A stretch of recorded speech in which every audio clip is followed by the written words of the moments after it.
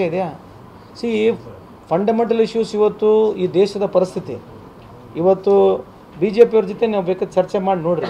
ಇವತ್ತು ಎ ಯಾವ ಲೆವೆಲ್ದಾಗಿದ್ದೀವಿ ನಾವು. ಆರ್ಟಿಫಿಷಿಯಲ್ ಇಂಟೆಲಿಜೆನ್ಸಿ ಇವತ್ತು ಚೈನಾಗೆ ಹೋಲಿಸ್ಕೊಂಡು ನಾವು ನೋಡೋಕ್ಕೆ ಆಗೋದಿಲ್ಲ. ಕಳೆದ 10 ವರ್ಷದಿಂದ ಚೈನಾ ಏನೂ ಇರಲಿಲ್ಲ. ಇವತ್ತು 10 ವರ್ಷದಲ್ಲಿ ಚೈನಾ ಆ ರೀತಿ ಯಾಕೆ ದೊಡ್ಡ ಪ್ರಮಾಣದ ಸಾಧನೆ ಯಾಕೆ ಮಾಡ್ತು? ಎದಕ್ಕೆ ಸಾಧನೆ ಮಾಡ್ತು? ಸೆಲ್ಫ್ ಪಿಕ್ಚರು ಸೆಲ್ಫ್ ಪ್ರಮೋಷನ್ ಕಮ್ಮಿ ಮಾಡ್ಕೊಂಡು ಕೆಲಸ ಮಾಡಿದ್ರೆ ಇಂಥ ಅದ್ಭುತವಾದಂಥ ರಿಸಲ್ಟ್ಗಳನ್ನ ನೋಡ್ಬೋದು. ಇಲ್ಲಿ ಏನು ರಿಸಲ್ಟ್ ಇಲ್ಲ, ಪಾಲಿಸಿ ಇಲ್ಲ, ಏನಿಲ್ಲ. ದಿನ ಬೆಳಿಗ್ಗೆ ಇದ್ರೆ ಬರೀ ಇದೇ ಐತೆ ಮತ್ತು ಹಿಂಗಾಗಿ ಇರೋದು ಅಲ್ಲ. ನಾವೇನು ಅವ್ರು ವೈಯಕ್ತಿಕವಾಗಿ ಮಾತನಾಡ್ತಿಲ್ಲ. ಇವತ್ತು ನೋಡಿ, ಇವತ್ತು ಡಾಲರ್ ಏನಿದೆ, ಡಾಲರ್ ರೂಪಿಗೆ ಕಳೆದ 4 ತಿಂಗಳಲ್ಲಿ ದಿನಕ್ಕೆ $1, ತಿಂಗಳಿಗೆ $1 ಹೋಗ್ತಾ ಇದೆ, ಡೌನ್ ಆಗ್ತಾ ಇದೆ. ಇವತ್ತು $87 ಇದೆ, ಇವತ್ತು ಹೆಚ್ಚು ಕಮ್ಮಿ. ಇನ್ನೊಂದು ಡಿಸೆಂಬರ್ ಒಳಗೆ 90 ಮುಟ್ತೀವಿ. ಈ ದೇಶದ ಸಾಧನೆ ಹೆಂಗಿರ್ತದೆ ಅಂತಂದ್ರೆ, ದೇಶದ ಬಗ್ಗೆ ಮಾತಾಡೋದು ಅವರು ರಾಜ್ಯದ ಸಾಲದ ವಿಚಾರವಾಗಿ ಯಾಕೆ ನಮ್ಮ ಆಡಳಿತದಲ್ಲಿ ಸಾಲದ ಪ್ರಮಾಣ ಜಾಸ್ತಿ ಆಯ್ತು. ಒಂದು ನಿಮಿಷ ಮಾತಾಡಲ್ಲ. ಈ ದೇಶ ನಿನಗೆ ಸಂಬಂಧ ಇಲ್ಲ. ಅಲ್ಲ ಇದೆ ಸರ್, ಫಸ್ಟ್ ಕೇಳ್ರಿ. ರಾಜ್ಯ ಮೊದಲು ನನಗೆ ಪ್ರಶ್ನೆ ಕೇಳಬೇಡ್ರಿ. ಅಲ್ಲಲ್ಲ, ಯಾಕೆ ಅಂತ ಕೇಳಿ. ಹೌದು ಸರ್, ರಾಜ್ಯದ್ದು ಕೇಳ್ರಿ, ದೇಶದ್ದು ಕೇಳ್ರಿ. ದೇಶದ ಸಾಲ ಎಷ್ಟಾಗಿದೆ ಅಂತ ನೀವು ಕೇಳ್ತಾರೆ, ಯಾಕೆ ಕೇಳಬಾರ್ದು?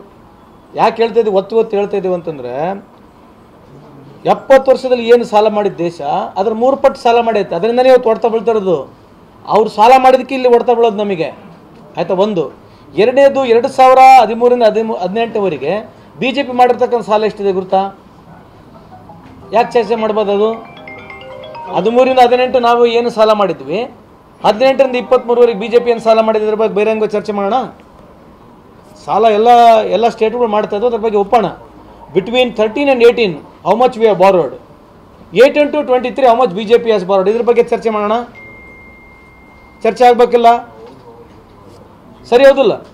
ಗುಜರಾತ್ ಎಷ್ಟು ಸಾಲ ಎಷ್ಟು ಮಾಡಿದೆ, ಅದ್ರ ಬಗ್ಗೆ ಚರ್ಚೆ ಮಾಡೋಣ ಬೇಡ?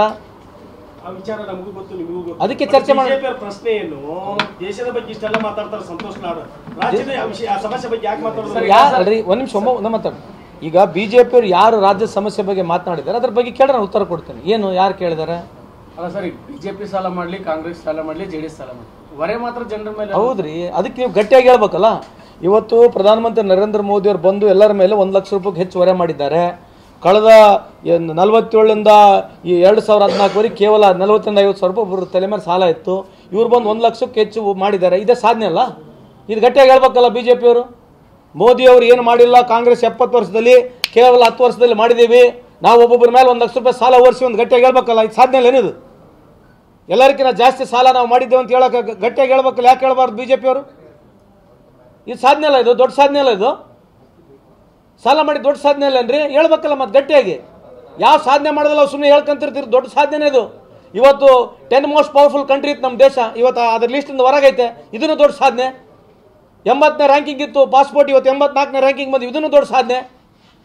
ಇಂಥವೆಲ್ಲ ಏನು ಮಾತಾಡೋದು ಬೇಡ. ಇಂಥವೆಲ್ಲ ಸಾಧನೆ ಅಲ್ಲ. ಬರೀ ರಾಜ್ಯ ಸರ್ಕಾರ ಮೇಲೆ ಕೂತ್ಕೊಂಡು ಕುಂದ್ರೋದು, ಮಾತಾಡೋದು.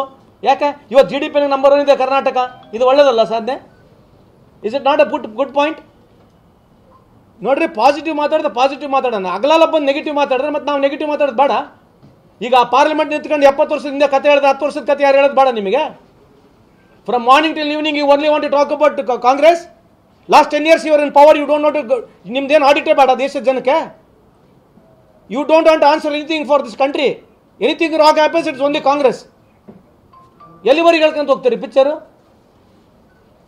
ಎಲ್ಲಿವರೆಗೆ? ಯಾರಿಗೋಸ್ಕರ? ಎಲ್ಲಿವರೆಗೆ ಯಾರಿಗೋಸ್ಕರ ಇದು? ಹಾಗಾದ್ರೆ ಇದನ್ನ ಸಭಾ ಇದು